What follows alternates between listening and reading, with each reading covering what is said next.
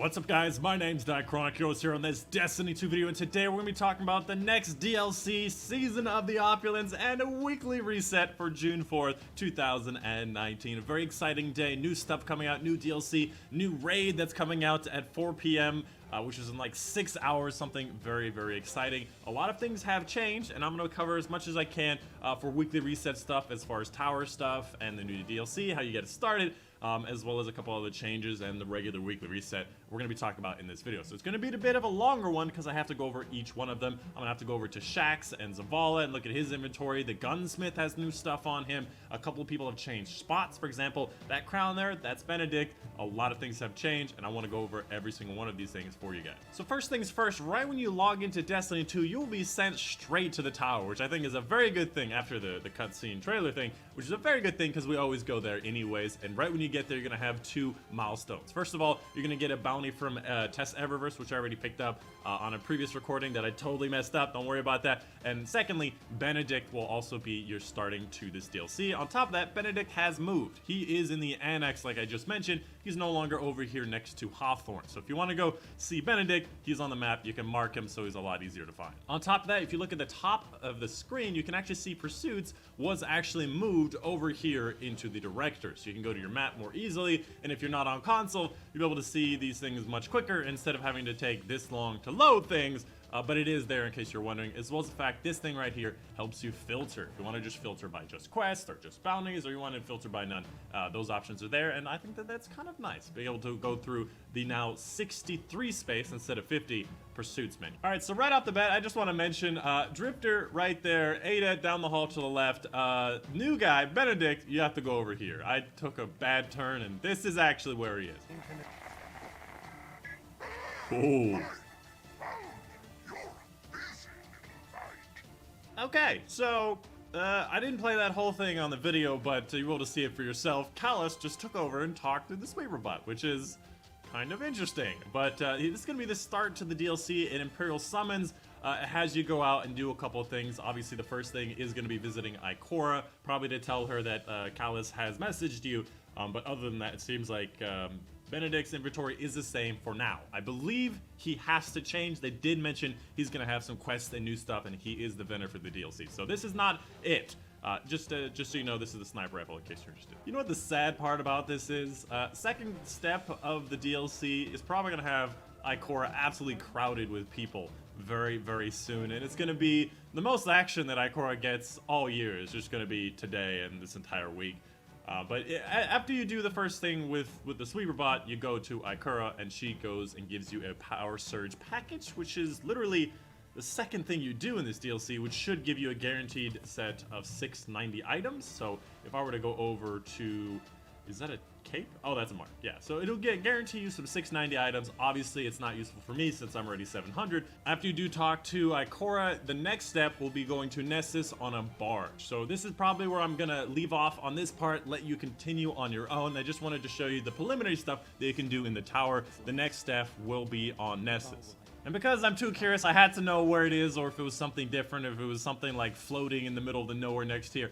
I had to take a look, but it is right here in Watcher's Grave if you wanted to get to the next step of the DLC. Anyways, without further ado, let's go ahead and get on with the regular weekly reset. Along the way, I'll be visiting different vendors like Zavala, Shaxx, Gunsmith has new bounties and whatnot. I'll be going to these new vendors and showing you the new things and trying to get everything, although I do apologize, I'm probably going to miss something, and if I do, leave in the comments down below. But anyways, let's get started with the Nightfalls. First of all, we have Garden World, which is going to be that purple Cyclops at the very end, and he drops the Universal Wave Function exotic ship with some moving parts on it, pretty cool. The Corrupted, which is a newer strike from Forsaken, that one drops the Horror's Least 540 Pulse Rifle, and then lastly you have the Arms Dealer, which is going to be the Chartreuse Cabal Sniper dude at the end, and he drops the Tilt Fuse Exotic Sparrow.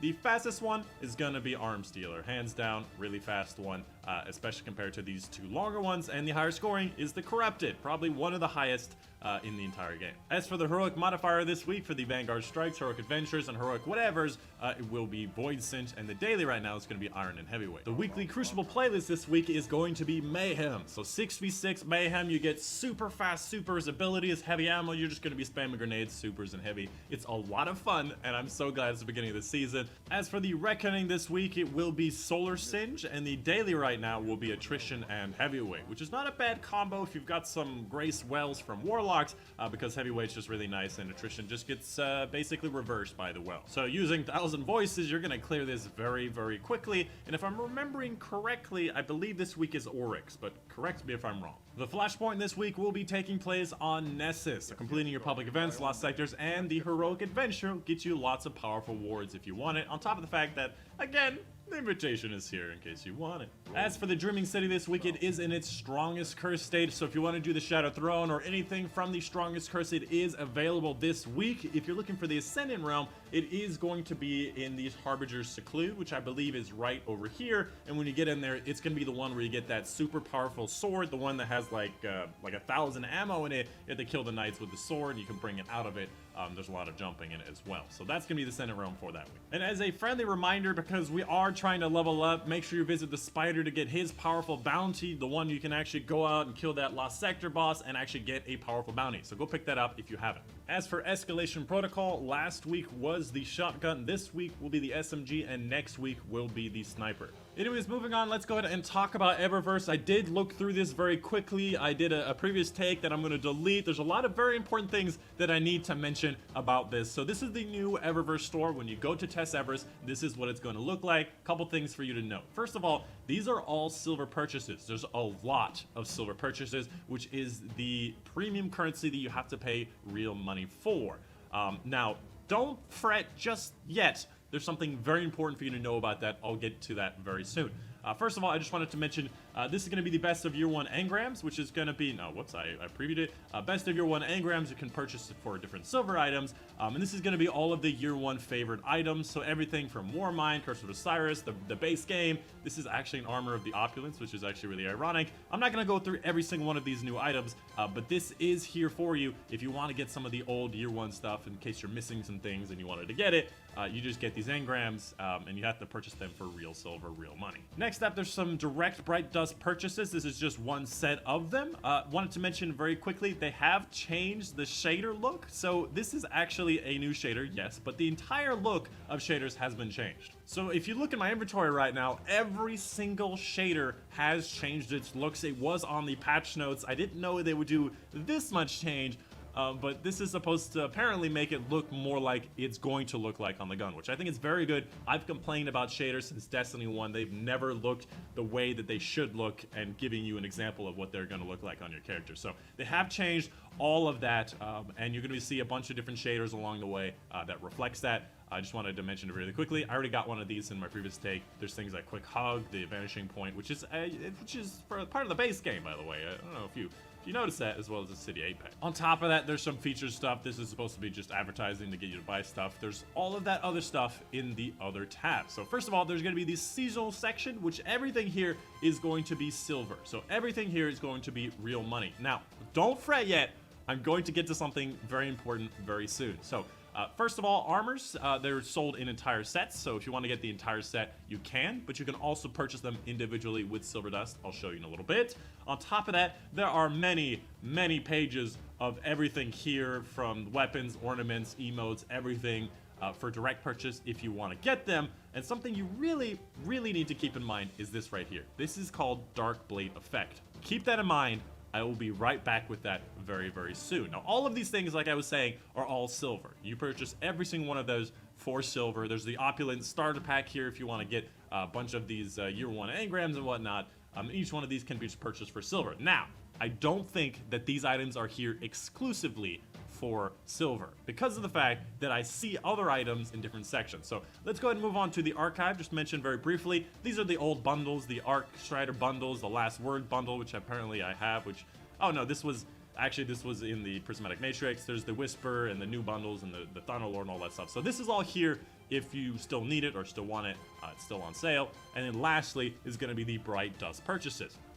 So this is the section that made me very, very curious before getting to it. This is the same Dark Blade effects. Now, I've already purchased one for Bright Dust, and it exists in both sections, which makes me think everything on this section here, or at least most of the things in this section, can be earned in-game. They're not all direct purchase for real money. So don't worry, Dark Blade effects can be gotten for silver, and it can be gotten with the Bright Dust purchases. So my recommendation is just wait for the Bright Dust purchases. If you play a lot, you never have to directly buy them. But if you want to get something directly, you have that option. Anyways, let's go ahead and talk about the different items we have here. We have a couple different emotes I did want to show off. This is the new Mirror Mirror emote, which I think is pretty cool. Just look at a mirror yourself. Not really that interesting outside of that. Next up, you have a Star Wars pod racer looking item, which I think is really, really cool. It might be in my thumbnail. Who knows? Who knows? I'm really excited to get one of these because this looks like fire and stuff will jut out the middle. I don't know, but it might. You got a couple other things, like you can direct purchase the armor sets that I mentioned earlier for Bright Dust in case you wanted to get them. And I'm actually on my Titan right now, and this is the Warlock item, so it's not class specific anymore. You also have the Geomag stabilizers, again another Warlock ornament, even though I am on a Titan, used to be tied to the class you're on, which looks very nice. You have the Mida Mini Tool weapon ornament, which I don't know why they're bringing this back. It came out with the game a very long time ago. You have things like the what's it called? You also have the Ace of Spades ornament that used to be exclusive. They're now using it in the Bright Dust section as well as the other ones. They have a ghost projection here that looks very reminiscent of some Crota stuff, Hive, whatnot, especially if you put it on a ladybug. And then lastly, you have a consumable section with some shaders, and like I said before, the Dark Blade effects, which I'm going to show you right now, looks dope as hell. Get yourself one of those. You also have things like Metro Shift, which I use on nearly everything. Amethyst Veil, which I'll show you very briefly. Very black, very nice. Titans often color weird ways. They don't always take every single color piece. And of course you have your weekly Eververse bounties in case you're interested. Honestly, pick up as many of these in the very beginning as you can, because you'll get a bunch of these as you go along the way. Oof.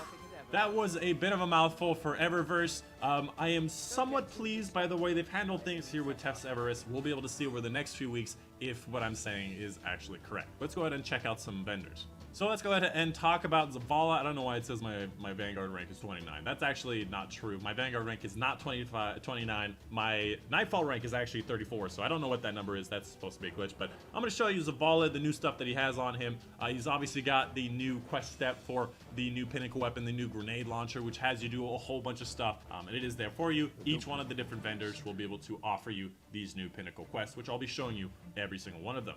On top of that, you have some new things down here. Next up, let's talk about Shaxx. He obviously has the new Revoker sniper rifle. If you want to go and get it, you have to get up to 3,500 glory. I still don't know how the new glory system works. Let me know in the comments down below if you actually lose points from losing, or if it's just individually tracked on this particular bounty. But obviously, you have to get final blows, final precision blows in the crucible. It does not say in the competitive playlist, so you can do that in quick play.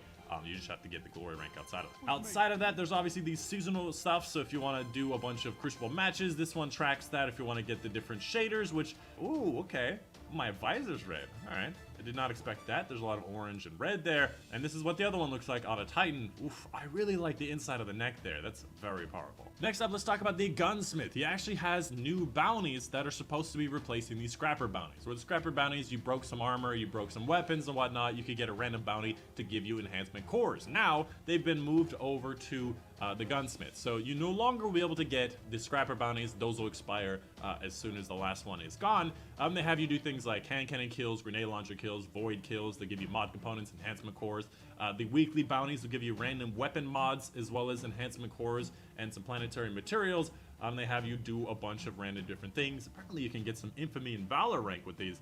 So it's going to be a lot of bounties in my inventory, because I'm going to be getting every single one of these and doing every single thing that I possibly can. That's a lot of weapon telemetry. I think that they changed around the numbers on some of these, but I can't be for certain. Just because we're here, I wanted to see what I can get from the gunsmith. Hey, look! Look, that weapon that I spent like 3,000 weapon materials on that one season that I never got. Thanks a lot, Banshee. This is not even a good roll. This is insulting. I can't believe he's done this to me.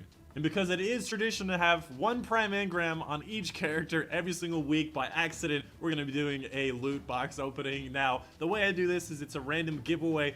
If, like, for example, let's say for this week, if we get arms. Next week, I'll do a giveaway for you guys. It's just a fun little lottery thing. I don't really care any other way, but let's see if we can get some gauntlets. Come on, gauntlet! I got some grenade launcher. One of these weeks, we're gonna get what we want. We're gonna get more and more vague each week. Next time, I'll be like, let's get an armor piece or something, right?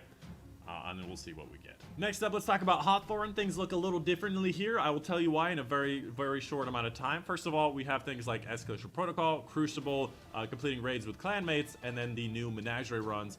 You have to get to the max level in your clan to get this, and it does give you a powerful reward, which makes it worth it, but I literally never did it last season for Reckoning Run, so I don't know why they have it. Or is it Gambit Prime? Yeah, it was Gambit Prime. I literally never did it. I don't think that this should be the way it is. Maybe like first level in the clan, but not last level. This is stupid. I don't know why they have this here.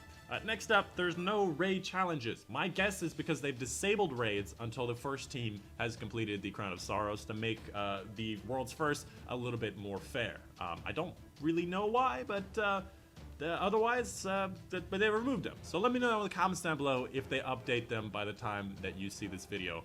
Let me know what they are. I also wanted to mention Ada as well. She doesn't have anything new in her inventory for you, so this is basically a friendly reminder to pick up these weapon frames to get some powerful gear from these weapons. And my recommendation would be a heavy, like the machine gun, because of the fact there are so many pinnacle weapons that are not heavies throughout the game, that if you are cashing in pinnacle weapons to get some powerful gear, you're going to need a machine gun at some point. And finally, the Drifter. First of all, Allegiance packages are no longer a thing, so don't worry about Allegiance packages. I did the Drifter on this character. I've already visited Ikora as well. There's no more Allegiance packets, so you cannot get more of those tokens and more of those powerful gears. Just wanted to mention that. On top of that, the Drifter obviously offers the new pinnacle weapon, the Hush, which is the one I am the most excited for. Very, very fast firing precision weapon, so I'm gonna pick that up right away. On top of that, you also have this seasonal stuff, the new emblem, in case you're interested in getting some of these things. Tracks the number of Gambit matches completed, season 7. You've also got some new shaders. I'm gonna preview those very quickly. This is the Gambit Steel on a Titan. Again, keep in mind, this actually looks really cool. Keep in mind, this is a Titan, so they color differently than most characters. And then secondly, you have the Gambit Blackguard, which looks like this. Again, Titan looks different than most characters. I love how it colors these exotic guns, even though the exotic guns can't really be colored. Can they be colored?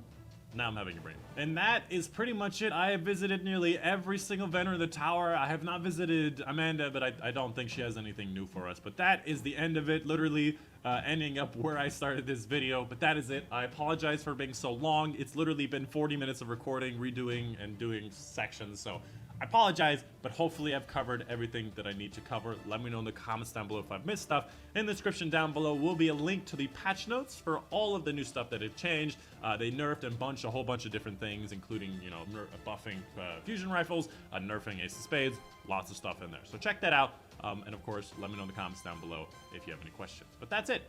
Hope you guys did enjoy. My name has been Dychronic, and I will see you guys on the next one.